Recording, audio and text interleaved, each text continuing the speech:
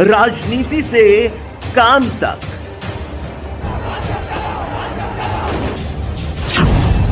अपराध से अंजाम तक,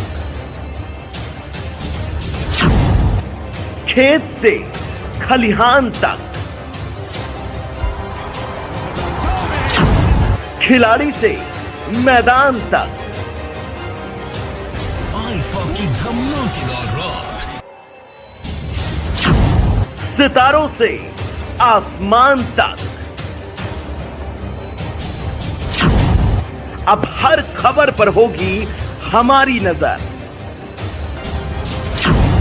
पल पल बदलती देश और दुनिया की हर खबर पाइए सीधा अपने मोबाइल पर। चलिए जानते हैं आज की देश और दुनिया की सिलेक्टेड काम की और महत्वपूर्ण 50 बड़ी खबरों को सिर्फ 10 मिनट में। पीएम मोदी और सीएम योगी को मिली जान से मारने की धमकी, लिस्ट में और भी कई बड़े नेताओं के नाम शामिल, जांच में जुटे पुलिस अधिकारी। फिर बने एशिया के सबसे धनवान शख्स, 83.4 अरब डॉलर हुई संपत्ति। गौतम अडानी का नाम अभी भी दुनिया के टॉप 20 की लिस्ट से बाहर। प्रयोग के बावजूद भी नहीं रुका चीन, अरुणाचल प्रदेश को फिर बताया अपना हिस्सा, कहा अपने अधिकारों के तहत नाम बदले।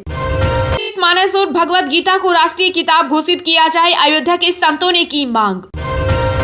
मामले में जेपीसी की मांग को लेकर विपक्ष का लोकसभा राज्यसभा में हंगामा, कार्यवाही एक दिन के लिए हुई स्थगित, आज सत्र का आखिरी दिन। के खिलाफ तेज होगी मोदी सरकार की लड़ाई, 2024 तक बिहार के कई नेता रहेंगे निशाने पर।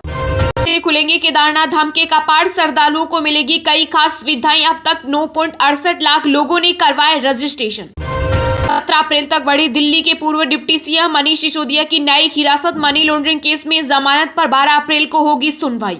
हो रहा निमोनिया, डेथ रेट बढ़ने का बढ़ा खतरा, एक्सपर्ट ने दी सतर्क रहने की सलाह। और बताएगा रेलवे बेड्रोल का हाल, धुला या नहीं धुला, कब हुआ पैक, मिलेगी सारी जानकारी। इंडियन रेलवे ने शुरू की खास सुविधा। कांग्रेस के वरिष्ठ नेता जयराम रमेश का भाजपा पर हमला, कहा मोदी सरकार के एकाधिकारवाद मित्र देश में महंगाई का कारण।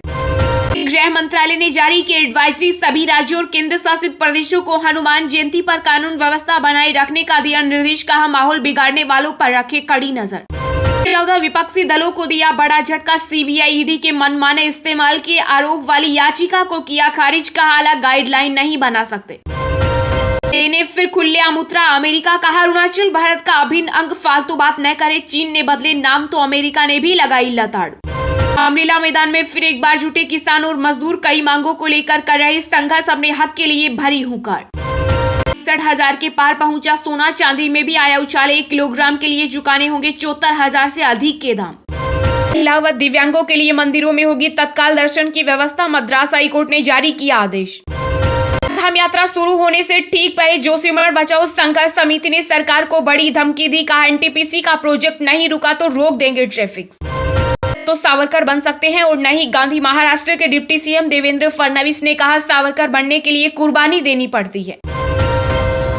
स्टैंड अप इंडिया के 7 साल हुए पूरे, अब तक 40,600 करोड़ रुपए का दिया गया ऋण। प्रधानमंत्री मेहनती है, इसमें कोई शक नहीं। गुलाम नबी आजाद ने फिर की पीएम मोदी की तारीफ। प्रधानमंत्री नरेंद्र मोदी ने राष्ट्रीय समुद्री दिवस पर समुद्री दुनिया में भारत की प्रगति में योगदान देने वाले सभी लोगों को किया याद। को मिली अब तक की सबसे ज्यादा बढ़त, 9% ग्रोथ से तोड़े सारे रिकॉर्ड। मिशन अमृत सरोवर की तारीफ की, बोले अमृत काल संकल्पों में नई ऊर्जा का संचार कर रहा। भारत जल्द करेगा 400 वायु रक्षा प्रणाली की पहली फायरिंग, एलएसी पर पहले से है तैनाती।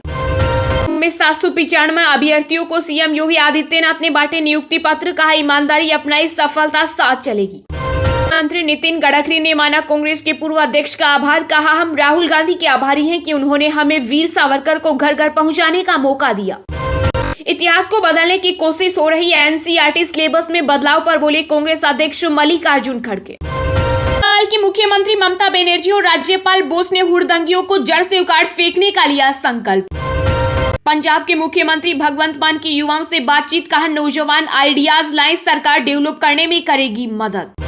स्टैंड अप इंडिया के 7 साल, पीएम मोदी ने कहा योजना ने महिलाओं और SC/ST समुदाय को सशक्त बनाने में निभाई भूमिका। बेंगलुरु में हो रही बारिश से जनजीवन हुआ अस्त व्यस्त, जिस मेट्रो लाइन का पीएम मोदी ने किया उद्घाटन, उस पर भरा पानी, लोगों ने जताई नाराजगी। विकराल हो रही बांझपन की समस्या पब्लिक हेल्थ का मुद्दा मान इस पर खर्च बढ़ाई सरकार। WHO बन रहा उत्तर प्रदेश 1.57 लाख करोड़ तक पहुंचा निर्यात। विधानसभा चुनाव को लेकर कांग्रेस ने किया दावा, कहा बीजेपी उम्मीदवारों का चयन नहीं कर पा रही, मंत्री विधायक भी चुनाव लड़ने को तैयार नहीं। की संसद सदस्यता रद्द किए जाने के खिलाफ हजारीबाग में युवा कांग्रेस कार्यकर्ताओं ने किया टोल प्लाजा जाम। प्रदेश की सरकार ने हर जिले के कलेक्टर को 30 दिन के अंदर कुएं, बावड़ियों और बोरवेल का सर्वे करने के दिए आदेश। के चंद्रशेखर पर कोर्ट में सुनवाई, फोरेंसिक रिपोर्ट को लेकर जज ने ईडी को लगाई फटकार। ये विधानसभा चुनाव से पहले साथ लिए हनुमान बेनीवाल और अरविंद केजरीवाल।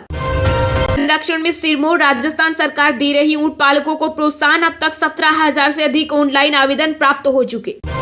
60% घरों तक पहुंचा स्वच्छ जल, पीएम मोदी ने कहा है साधारण उपलब्धि। प्राइवेट कंपनियां अब एक नए मिशन पर कर रही काम, कर्मचारियों को हफ्ते में 2 दिन बुला रही ऑफिस, बाकी दिन रहेगा वर्क फ्रॉम होम। सांप्रदायिक मानसिकता से पीड़ित भारत ने रामनवमी हिंसा पर मुस्लिम देशों के संगठन के बयान की कड़ी निंदा की। कोर्ट ने मीडिया वन चैनल के प्रसारण पर लगा प्रतिबंध हटाया, कहा समाज के कामकाज के लिए एक स्वतंत्र प्रेस महत्वपूर्ण। सिटीजन व्यस थर्ड क्लास सिटीजन अब कांग्रेस में नहीं बची है विचारधारा, केंद्रीय मंत्री ज्योतिरादित्य सिंधिया का कांग्रेस नेता राहुल गांधी पर वार। डेयरी की करोड़पति सलब ने किया दावा, कहा 2014 में मोदी की तरह ट्रंप को मिलेगा फायदा, सत्ता में होगी वापसी। SSAI के तहत 1596 कंपनियों का हुआ पंजीयन। 31 देशों की सैकड़ों कंपनियां भारत में बेचना चाहती है अपना फूड आइटम। पीएम मोदी ने भूटान नरेश के सामने उठाया डोकलाम का मुद्दा, द्विपक्षीय संबंधों से जुड़े मुद्दों पर विस्तार से की बात। अमेरिकी राष्ट्रपति डोनाल्ड ट्रंप ने मैनहट्टन की अदालत में खुद को बताया निर्दोष। घरेलू उत्पादन पर अप्रत्याशित लाभ कर हुआ खत्म, डीजल के निर्यात पर टैक्स में 50% की कटौती। NSE निवेशकों को बड़ा तोहफा, ब्याज दरों में की 70 बेसिस पॉइंट की बढ़ोतरी, बैंक FD की तुलना में मिलेगा ज्यादा मुनाफा। योजनाओं में तेजी लाने के लिए तकनीकी सलाहकार की होगी नियुक्ति, नई तकनीक और सामग्री के इस्तेमाल पर जोर। मामलों के बीच कोर्ट में ऑनलाइन पेश हो सकेंगे वकील, CJI DY चंद्रचूड़ ने दी इजाजत। ICMR कोविड-19 और हार्ट अटैक के बीच संबंध पर कर रहा अध्ययन, केंद्रीय स्वास्थ्य मंत्री मनसुख मंडाविया ने कहा 2 महीने के भीतर परिणाम आने की उम्मीद। थम रहा छटनी का दौर, गेमिंग जोन से 100 कर्मचारियों की हुई परमानेंट छुट्टी। इसलिए चुनाव लड़ने से रोका भारतीय छात्रकारों, लंदन यूनिवर्सिटी में चल रहा भारत विरोधी अभियान। विधानसभा चुनाव से पहले JDS को लगा बड़ा झटका, बीजेपी में शामिल हुए पूर्व सांसद LR शिवराम गौड़ा।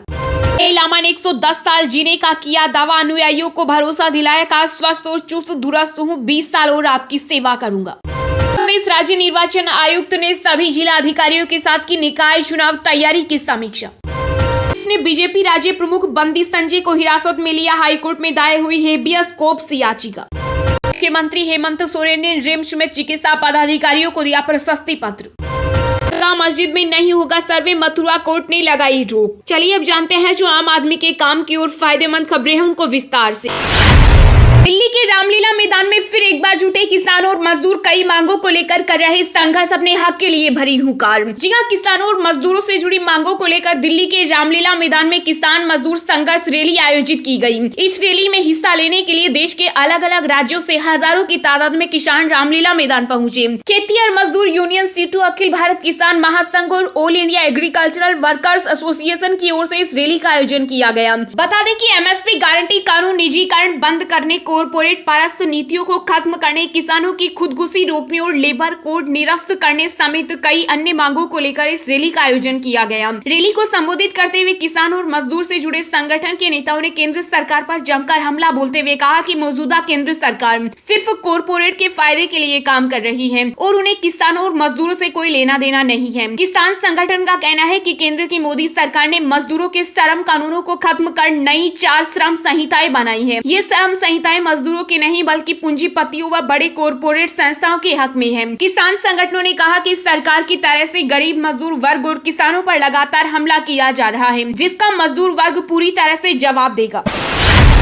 पूरे हुए स्टैंड अप इंडिया के 7 साल पीएम मोदी ने कहा, योजना ने महिलाओं और SC/ST समुदाय को सशक्त बनाने में निभाई भूमिका। जी हां, प्रधानमंत्री नरेंद्र मोदी ने स्टैंड अप इंडिया अभियान के 7 साल पूरे होने पर उसकी सराहना की। पीएम मोदी ने ट्वीट करते हुए कहा कि हम स्टैंड अप इंडिया के 7 साल पूरे कर रहे हैं और इस पहल ने SC/ST समुदाय को सशक्त बनाने और महिला सशक्तिकरण सुनिश्चित करने में निभाई गई भूमिका को स्वीकार किया है। स्टैंड अप इंडिया के 7 साल पूरे होने पर केंद्रीय वित्त मंत्री निर्मला सीतारमण ने कहा कि स्टैंड अप इंडिया योजना के तहत अब तक 1.8 लाख उद्यमियों को 40,600 करोड़ रुपए के ऋण दिए जा चुके हैं। इस योजना के कुल लाभार्थियों में 80% महिलाएं हैं। यह स्कीम कम से कम एक अनुसूचित SC/ST जनजाति उधारकर्ता और कम से कम एक महिला उधारकर्ता को वाणिज्य बैंकों की प्रति बैंक शाखा के लिए 10 लाख रुपए और 100 लाख रुपए के बीच बैंक ऋण की सुविधा प्रदान करता है। आर्थिक सशक्तिकरण और रोजगार सर्जन पर ध्यान केंद्रित करते हुए जमीनी स्तर पर उद्यमिता को बढ़ावा देने के लिए 5 अप्रैल 2016 को स्टैंड अप इंडिया योजना शुरू की गई थी। यह योजना वर्ष 2025 तक